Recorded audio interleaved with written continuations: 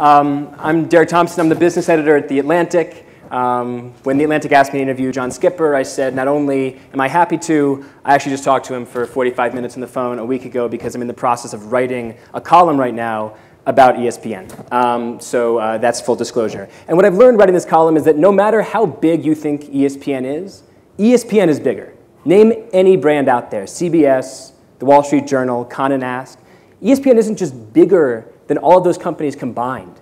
By valuation, ESPN is bigger than all those companies combined times 2. And the amazing thing about this company isn't just how big it is, it's also the emotional connection. When I was talking to some of your vice presidents, they told me about this vault that you have of memories that people have of ESPN. Hundreds of people have ESPN tattoos in their body. Try to imagine someone having a tattoo of the Weather Channel or, God knows, Fox News on their back. 36 couples have named their child Aspen.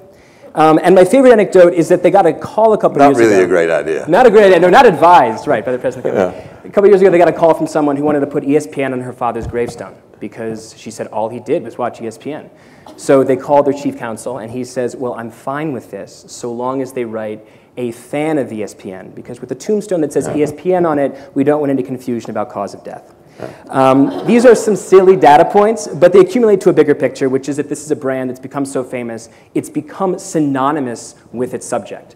And there's a positive to that, obviously, and there's a danger as well. You know, when you become an establishment brand, there's the challenge of dealing with how big you are and people wanting something smaller, especially in a fragmented media environment. So to start with ESPN, I actually want to start with you. Take us back to 2005. ESPN has put you in charge of its content. You're coming off a few down years in the ratings. And you told me that you had a strategy that could essentially fit on a napkin in terms of the quadrants. Can you talk to us through that strategy? Well, I'll give you a couple of things. Without a moment of television experience, in October of 2005, got put in charge of the company that does more television than any other company in the world. Now, the good news is I wasn't going to do most of that television. My job is to think about the totality of that content and how we create it, how we disseminate it, distribute it to fans.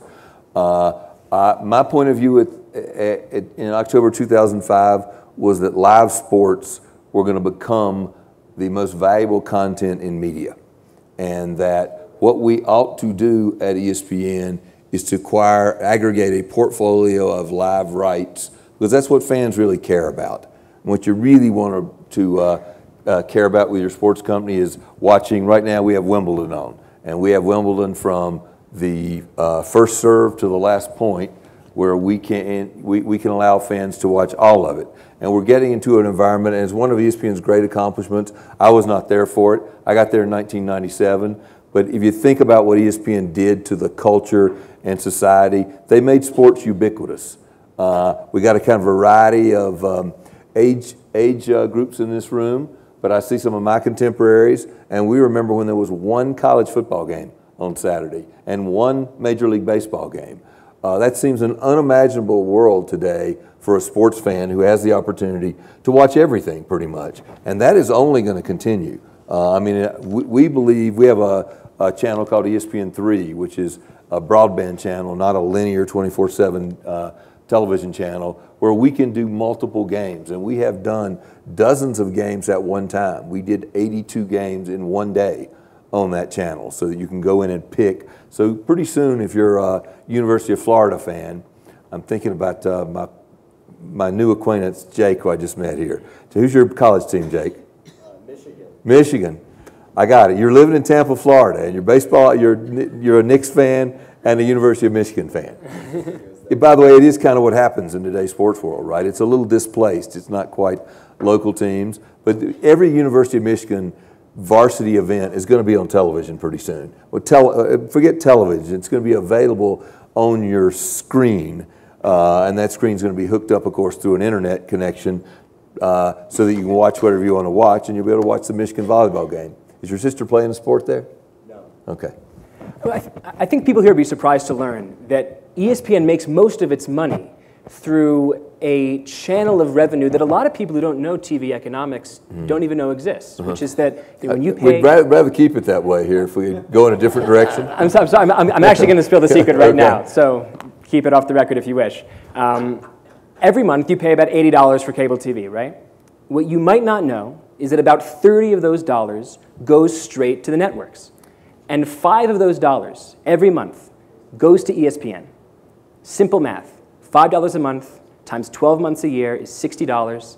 $60 times about 100 million, or just less than that, pay TV customers who have ESPN is about $6 billion. ESPN makes $6 billion before they count a single cent of advertising. It is a remarkable business model, and it's built around the power of live sports and sports rights. Well, again, you go back to live sports, it's the only thing you have to watch when it happens, which makes it more and more valuable.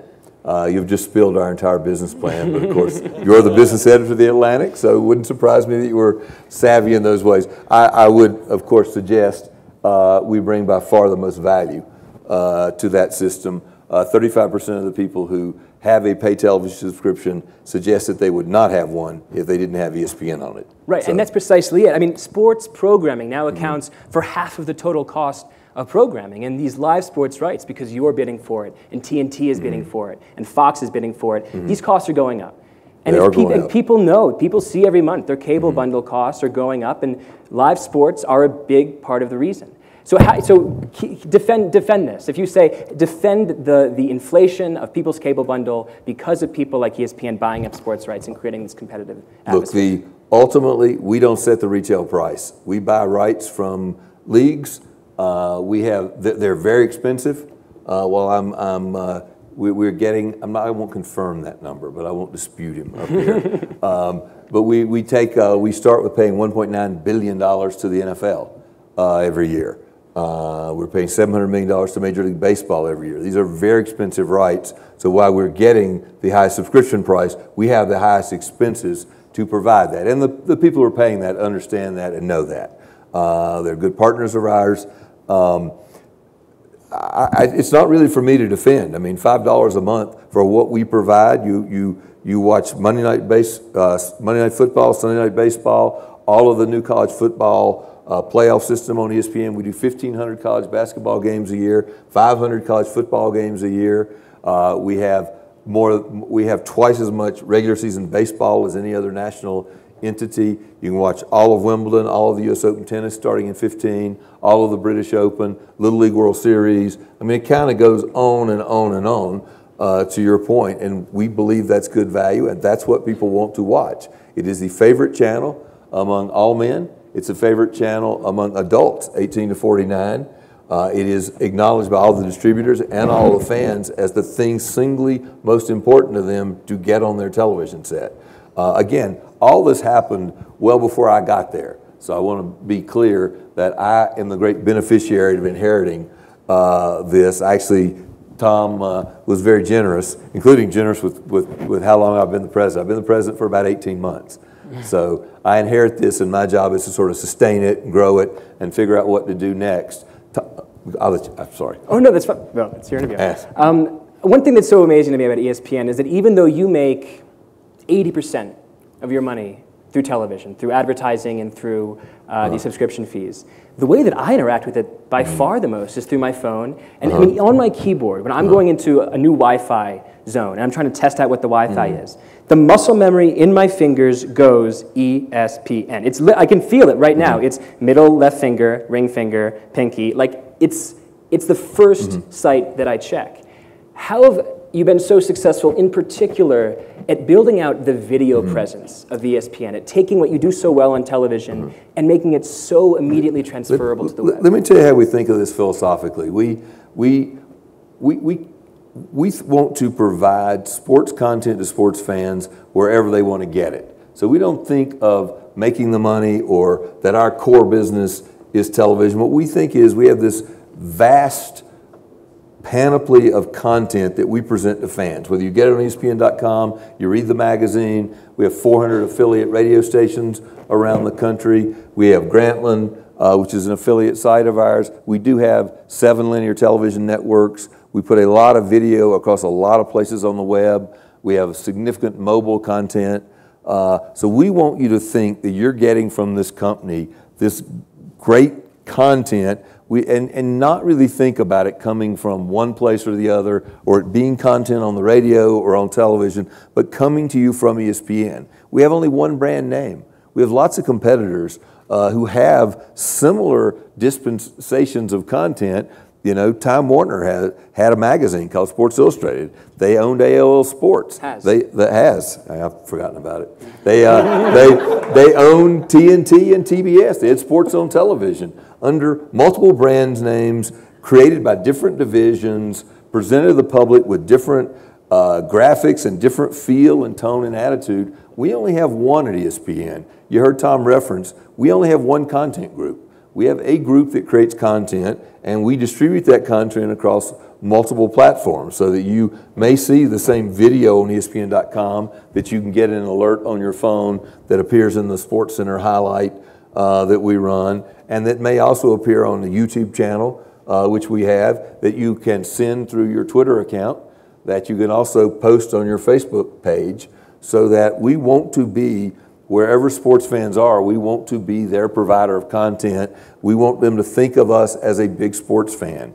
Hence the This is Sports Center campaign, right? Which just convinces you that we're just a bunch of fun-loving sports guys up in Bristol, Connecticut, having a good time and bringing you the same sports that you love. Right. That's how we want it to feel. One thing that I think is unique about both you and ESPN in your situation is that a lot of media companies right now, they're trying to have a digital presence. They have print guys at the helm. They have legacy print guys, which means they have guys who understand how column space works and adjacent pages, and now they have to think about something totally different, which is a world without adjacent pages and without column inches. You are the exact opposite. You came from ESPN.com into a television business. I mean, do you think that has a big thing to do with how all multimedia ESPN has been? I don't know. I mean, I think it was a benefit to me. You know, you heard me say I was managing all this television, suddenly not having been in television. I think it did allow me not to think there was a way to do things that had to be, and that you had rules and things. And you really got to give credit to George Bodenheimer, who was the president at the time, who what he wanted to do was to have this single content engine and have it all feel like it came from one place. And I think he understood that if television people were in charge, they would always believe the television is the most important. And if you brought somebody from the outside, it still is. It is, but again, you don't in some ways even know where the money comes from anymore. We do literally, but if we can tell people on a mobile alert that a show's on that night, and we have in the magazine an article written by somebody who's a Sports Center anchor, it just underpins it all, and it pluses it all, right? So you might receive the money from distributors because of the value of that network, and advertisers who won't advertise across all these platforms. But it's a little bit of a it all kind of works for everything else. I mean, we do examine our bottom line. We kind of go, gee, we make a lot of money with the magazine. Do we really need to keep doing it? And the answer is yes. 15 million people every 2 weeks read the magazine. Now, it happens to have the largest African-American young male audience of any magazine, any kind of print. So how valuable is that in our getting people to the network? It happens to be that African-Americans index at over 200 to watching Sports Center. So it's a way for me to keep those young men connected with the brand. They spend time with the magazine. They watch more Sports Center. We have this amazing phenomenon that the more of anything anybody does, the more of everything else they do. Other media companies worried, oh my gosh. Somebody famously said one time, I won't quote him because he'll be mad at me. I won't tell you who it is, but he famously said, I don't want to trade an analog dollar for a digital dime. And his concern was, gee, if I do a great website with the same brand and put content on that, I'm just going to cannibalize this great business I have over here. You don't cannibalize that business. What you do is you augment that business. I want analog dollar, and I'd like a digital dime, and I'd like a mobile nickel, and an app penny.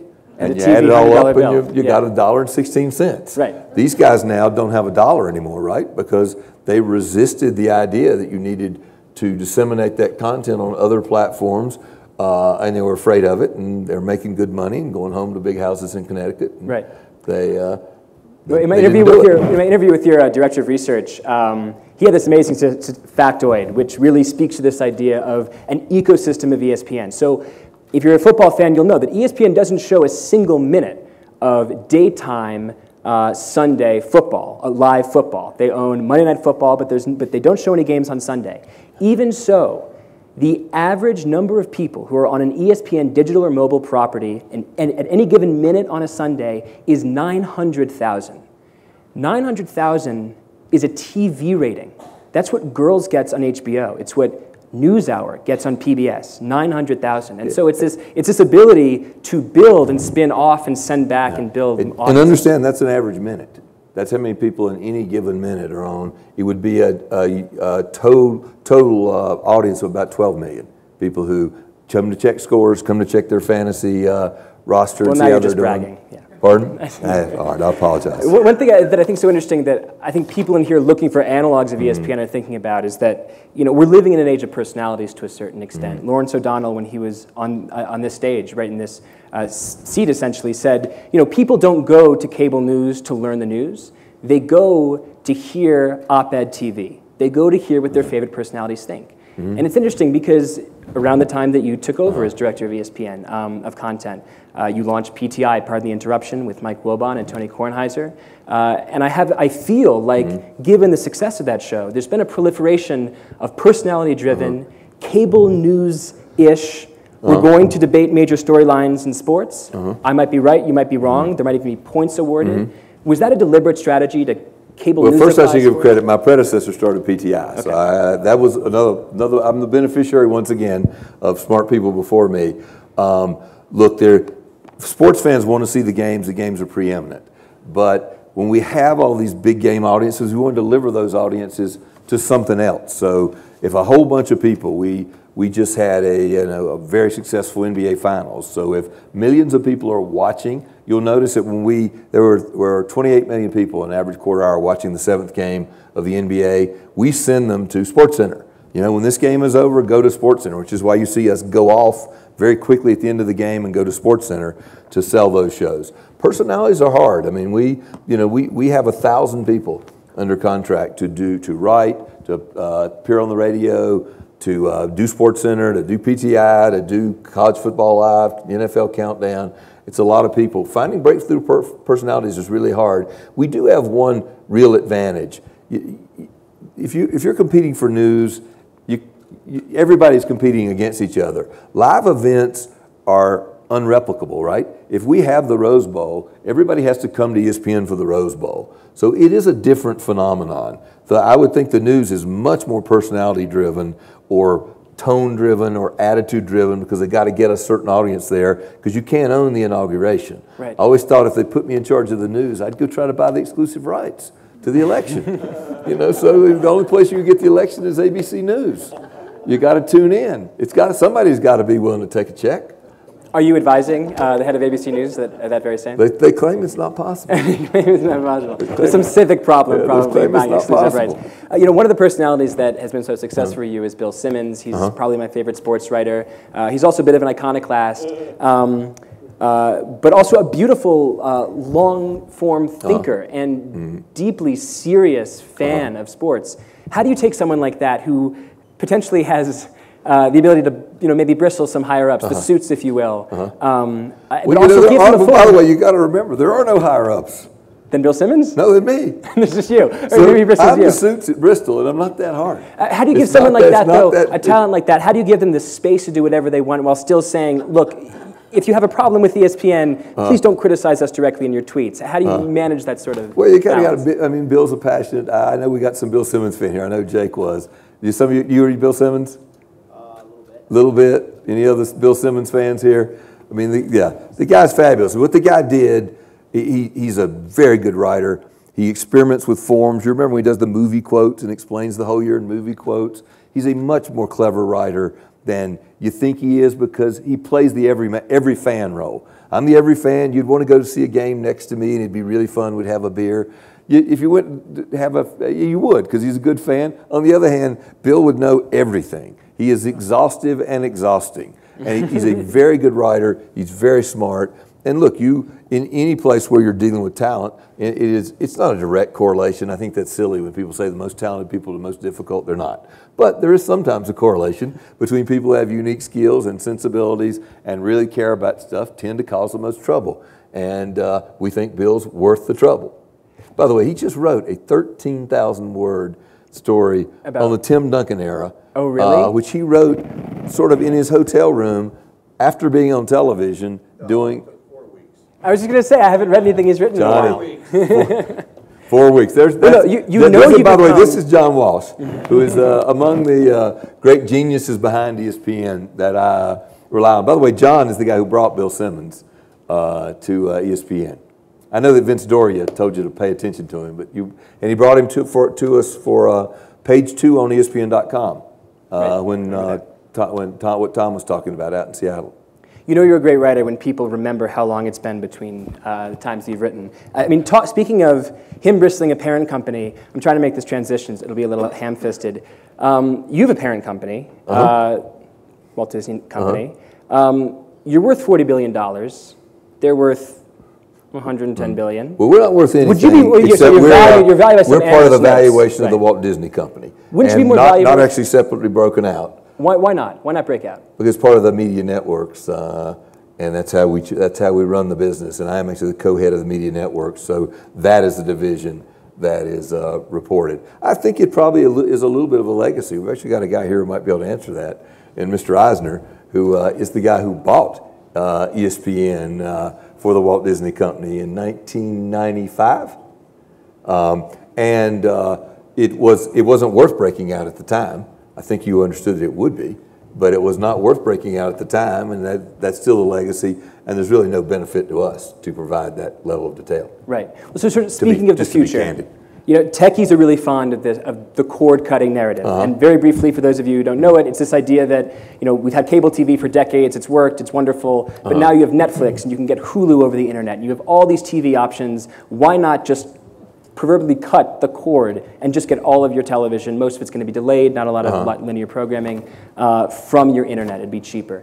Does ESPN, are you developing a post-cord cutting strategy, or do you already have it somehow in the properties that you own? It behooves us to be aware of what's going on, to think about it and think how we would exist in such a world. It's not actually happening to any significant extent right now, and where it is happening, it's mostly about economics. It's mostly about, as you referenced, I think the literal average cost of a pay television subscription is $73.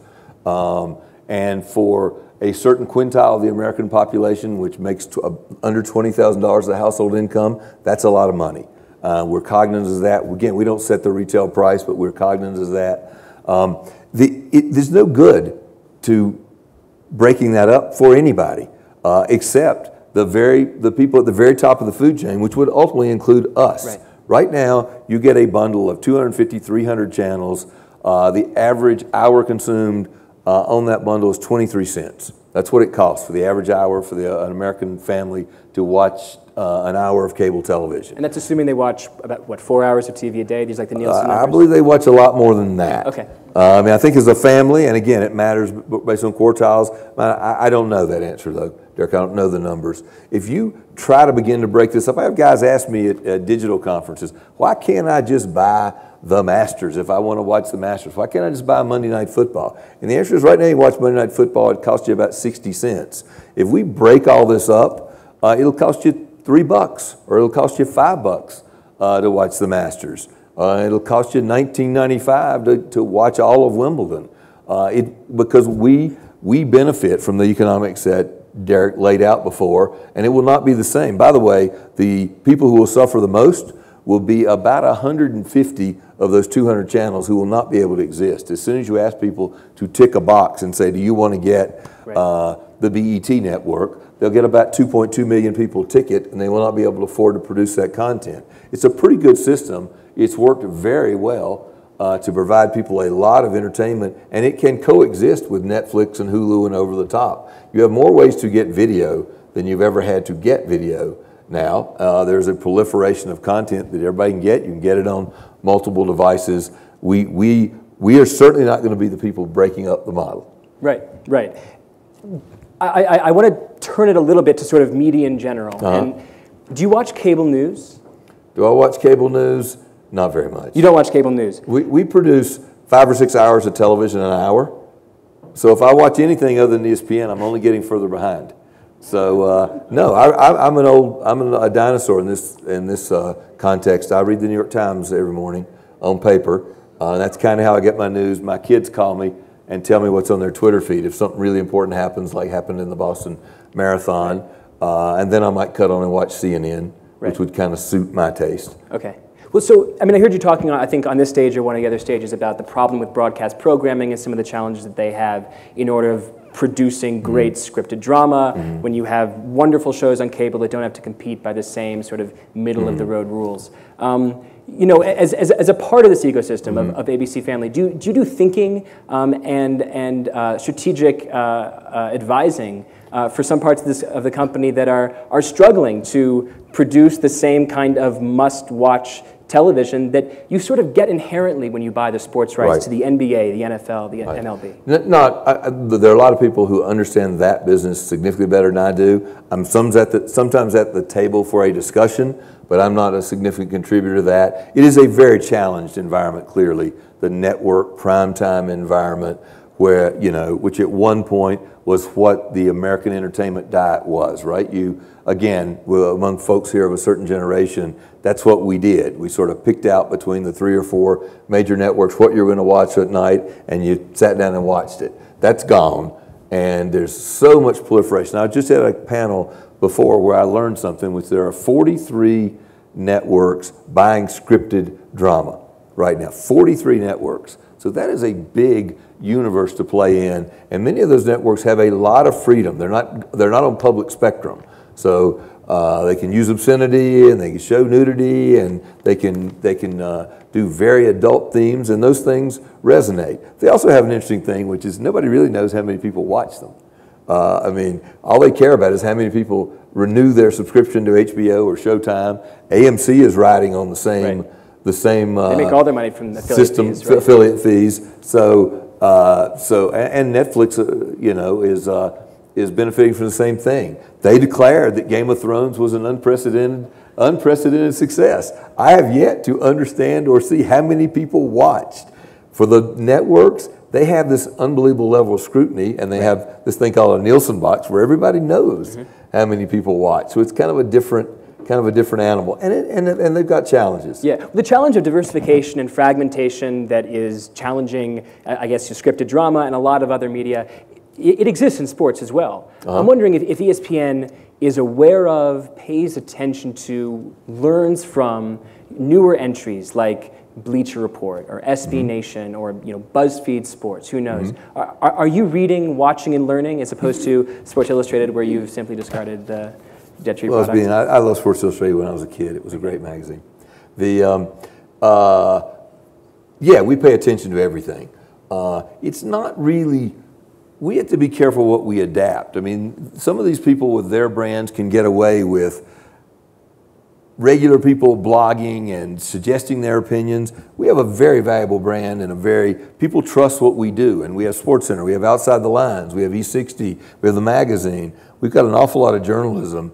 And for us to exist under the same brand name with basically a group of fans, an Alabama fan and a Florida fan and a Michigan fan and a Nebraska fan, basically writing about rumors and what they hear, is a little hard for us to do. So we pay attention. They compete for eyeballs. They don't really materially matter relative to the overall conversation and what we're doing. And Tom quoted the statistic. We have 115 million people who watch or listen to ESPN every week, and you got to keep in mind what really is important. Those things are interesting, but we're not getting ready to throw out journalists and curation for a bunch of folks who are passionate fans. We have a place for them to play, right? We participate with Twitter and with Facebook, and we run on ESPN.com. You have ways to get engaged and give us your point of view, but it's not presented as content from ESPN. Right. There's a harsh line. A few weeks ago, ESPN announced it was laying off 400 people, about 5% of its workforce.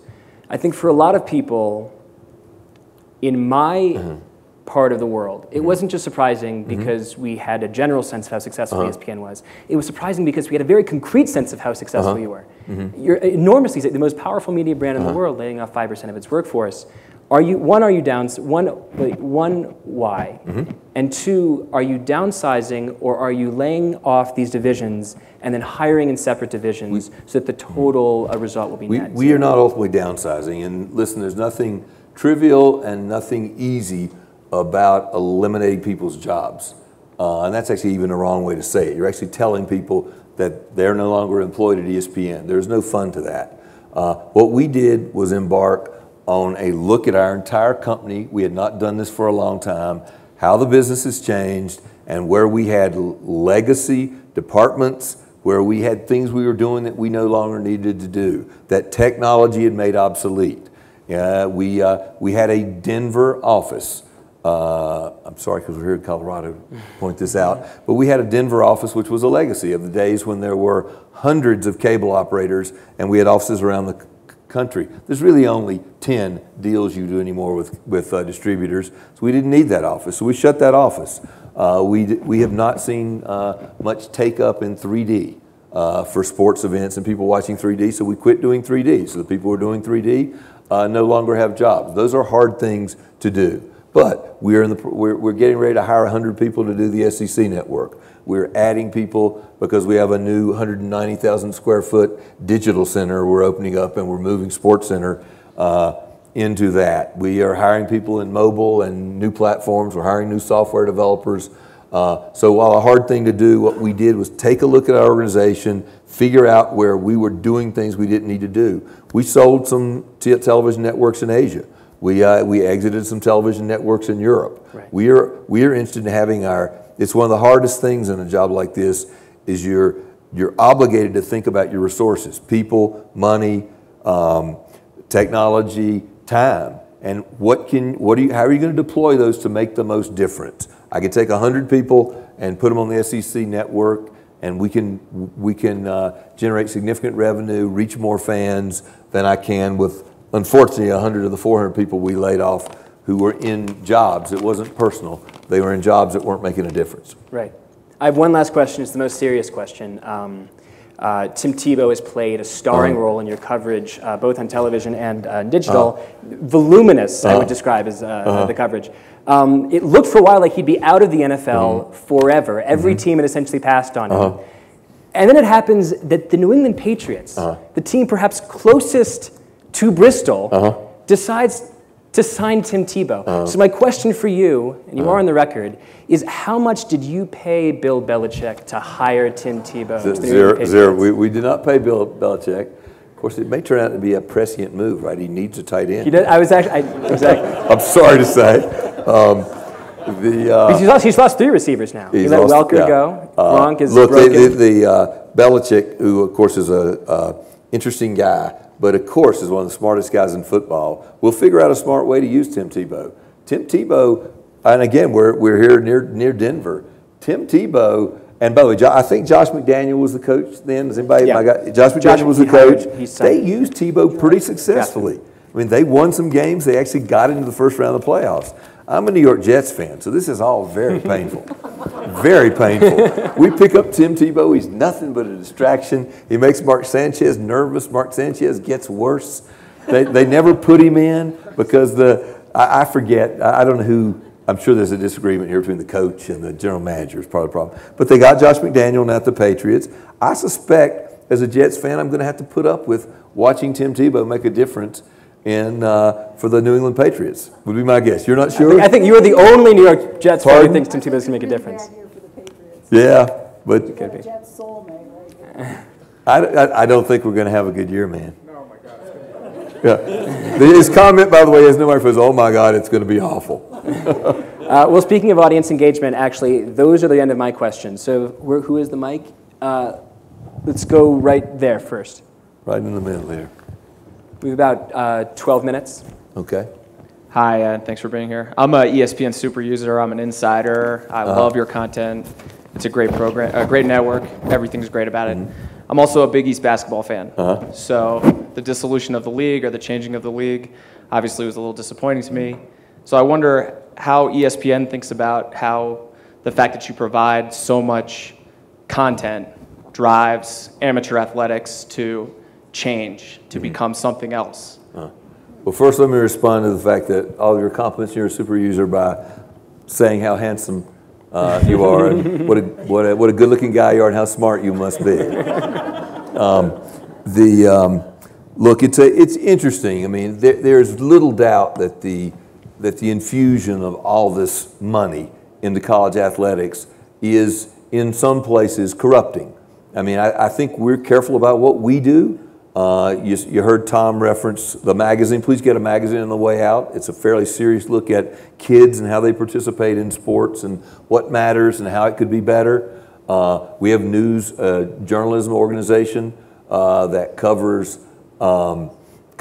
these issues. So we are in kind of a funny place where we're in partnership. We're also covering it, and then we have to sort of deal with. We had to deal with in the last couple of years this flight of schools wanting to find a conference where they could get more money. And it was very disruptive. We didn't like it. We didn't want schools to move around. We would prefer they didn't. But as we were doing deals, we'd do a big deal with the Big 12, and a school would exit the Big East, West Virginia, because the Big 12 was getting more money. We think with some of the big conferences, have stabilized that now. The schools have now all put their rights into the deals, which means they can't leave. So for the Pac-12, Big 12, Big 10, ACC, and SEC, you essentially have stability now. You were a Big East fan. It's a shame what happened with the Big East. I'm an ACC guy. I went to North Carolina and loved the ACC. And the dirty secret of the last few years in college basketball is the Big East was a better basketball conference. But now it's broken up into the AAC and the Big East. We don't even have the primary deal with the Big East. Fox has the primary deal with the Big East. They will still have some good basketball, but nothing like what they had before. So, I don't know what else to say there. I mean, we didn't like that, and again, that's a nefarious effect. We don't intend to have a nefarious effect into the system, but once you unleash money, sometimes it's astonishing what it does. Let's go right here. Since he's right next door, why don't we right. answer more if we go close, and then we'll go up here. I'm very happy to be watching the Confederations Cup on ESPN. And Thank you. The question is what is the ESPN's future commitment to soccer? Right now, to really see good soccer, I need to be in sport and Fox Soccer Network. Are you going to be absorbing some of those contracts like the Barclays Premier League, La Liga, Serie A? It's interesting. We began, again, when I got my content job, one of the things I was very bullish on was soccer, and said, we need to go out and be in this. We went and got the rights for the World Cup in 2010 and 2014. We went and did a deal with Major League Soccer. We have had a deal with La Liga, with English Premier League. We've been really, I think, raising the profile of the U.S. men's national team. I think the proudest moment of what we've done so far was the World Cup in South Africa, where suddenly I think this country sort of realized what a wonderful sport this is, what a great event that is, and that you kind of need to pay attention. And this year it's bled over into the Confederations Cup. We're committed to the sport, but the rights in soccer are as difficult and as diffuse as rights to any sport. I mean, right now, BN Sports, I saw this morning the gentleman who is in charge of Al Jazeera News.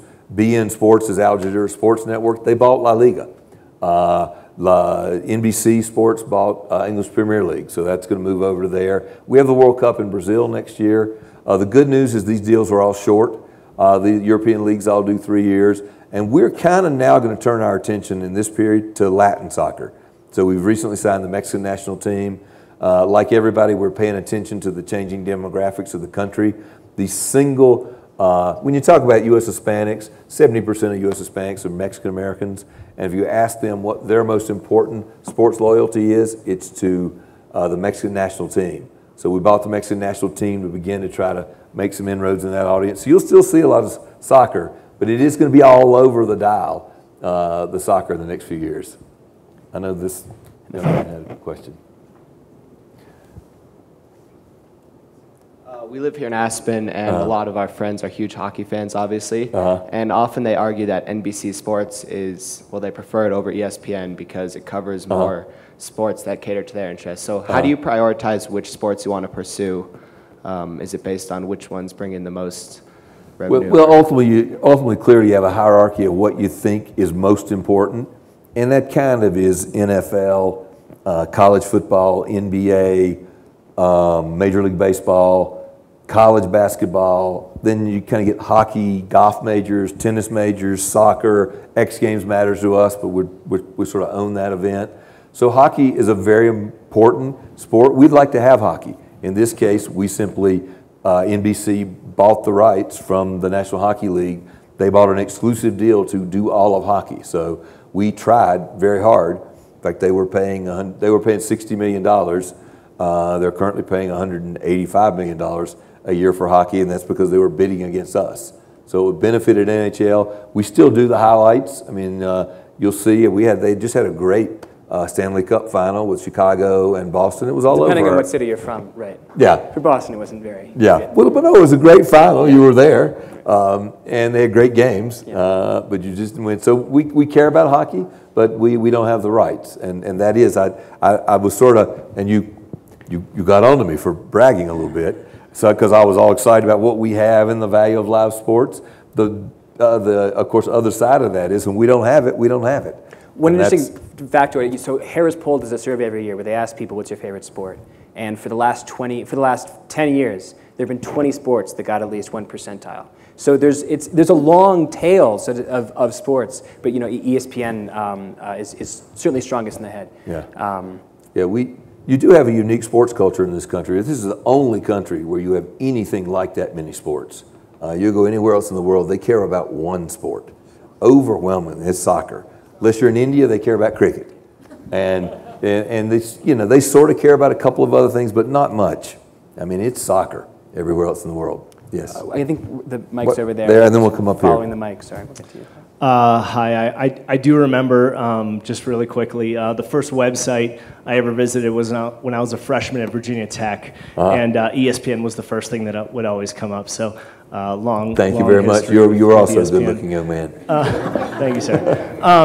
I'm interested in the personalities at ESPN and how you've been able to transform athletes into personalities, because it seems like as athletes, they're not historically trained for that, and my guess is that you've had to work with them quite a bit, and it's been great to see you transform a lot of those athletes into personalities on TV. Yeah. It's, of course, an interesting calculation. We spend a fair amount of time thinking about who is going to retire and who will be good on television. It's really hard. There really are not that many people who really break through. The single greatest guy we don't have in terms of breaking through is Charles Barkley, right? I mean, actually, you could sort of know that, given he was kind of a clown in college and in the NBA as well. I don't know if you saw the draft last night, NBA draft. We had Shane Battier on. We had Shane Battier on because we think he's going to retire before too long, and we think he's a bright guy and an interesting guy. It's interesting because the big stars often don't make the best guys on television. I mean, if you kind of look, we have Jalen Rose on now, who I think is actually becoming quite good on that. Sometimes coaches make really good guys on air. John Gruden is very important for us. But we go through, we bring in guys and go through guys who just can't do it. The hardest thing for them to do, particularly in the first year, is really be candid about the people they were playing against or coaching against the year before. And you'll find you bring them in, you talk to them, they tell you all about, oh, that guy's an idiot, that guy really can't play, none of the other players like him. Then you get them on the show and you say, hey, how about that guy? And they go, oh, great guy, and you're kind of stuck. We're bringing in this year, and this is a little bit controversial, we're bringing in Ray Lewis this year into our football. Again, we think he's going to be charismatic. He really jumps off the screen, did when he was playing, but you got to make a calculation of how they're going to do and how they're going to be. Who do you like? Who do you think jumps out to you? Oh, man.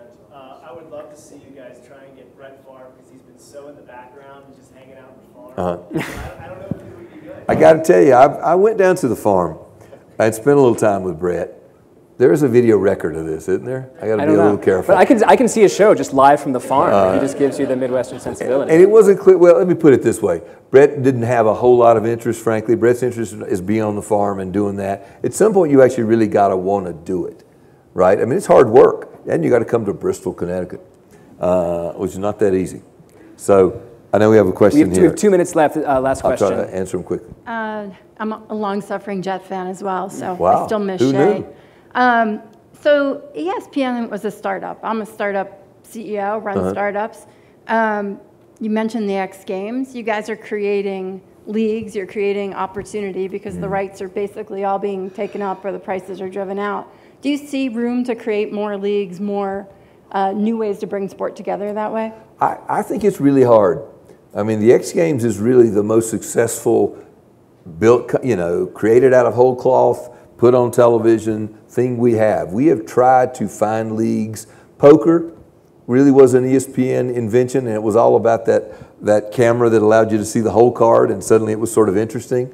So there's that. What am I missing, John, in terms of the ESPN really? We tried Arena Football League, and it didn't really happen. So Were you guys at Scripps National Spelling Bee as well? National Spelling Bee we're doing, which is wonderful. I mean, it's a wonderful fantasy sports. ESPN helped drive. There are a few things like Little League baseball. I mean, the Little League World Series now is becoming a spectacular event. This year, I thought that men's college baseball took a fairly significant leap in terms of what people care about. So we can if we turn attention to it. But you were asking specifically about sort of creating new things. I think those are hard. Or even finding and flipping it in a different way, because it seems like there's such a desire for sportsmanship and game that I think that there's even more room to expand the genre. Okay. I'll tell you something that works really great for us is women's college softball. I mean, in general, we think women's sports are ascendant. We think that the audiences will get bigger. People care about their college, so people will watch their college play. So you'll see us doing more of that. I get more than anything, and maybe it's because I live in Connecticut and exist mostly in a certain socioeconomic world. I get more and more people tell me lacrosse is coming. I'm telling you, lacrosse is coming if you live in Connecticut, upstate New York, Baltimore, and Denver, by the way, now. But it ain't. There are lots of sports where they still don't even play lacrosse. I don't know a thing about it. I don't think they're playing any lacrosse in Texas, for instance. If Texas, if you see people who look like they're carrying something like this, you better get out of the way. It's probably not a lacrosse stick. We'll end on that, probably. Sorry, Texas. Okay. Thank you.